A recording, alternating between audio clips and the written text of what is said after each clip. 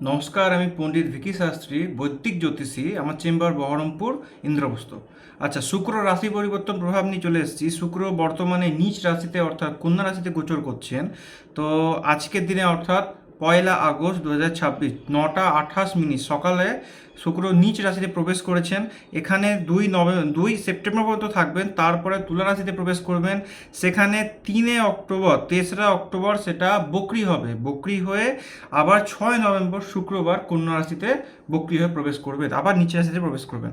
তো এর মধ্যে যেহেতু শুক্র হচ্ছে সুখ শান্তির কারক, যেটা যদি কারকত্ব হিসাব করা যায়, দাম্পত্য সুখ, বিবাহ সুখ, শান্তি, আকর্ষণ, নৃত্য, কলা, গান, তারপরে হচ্ছে খুশি, মনের শান্তি, বাহন, নতুন বিল্ডিং, নতুন বাড়ি, নতুন গাড়ি, তারপর হচ্ছে লক্ষ্মী কারক, দাম্পত্য ফাইন্যান্সের কারক ইত্যাদির জন্য শুক্র দায়ী।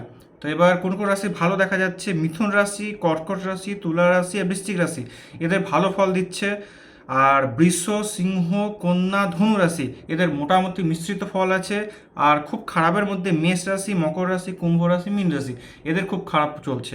এবার এর সাথেও বর্তমান আপনাদের পার্সোনাল দশাও দেখা দরকার, যে কি চলছে তার সঙ্গে আকাশে গোচর মিলিয়ে দেখা দরকার। আর আপনারা রাশি লগ্ন মিলিয়ে দেখে নিয়ে কেমন কি ফল দিচ্ছে।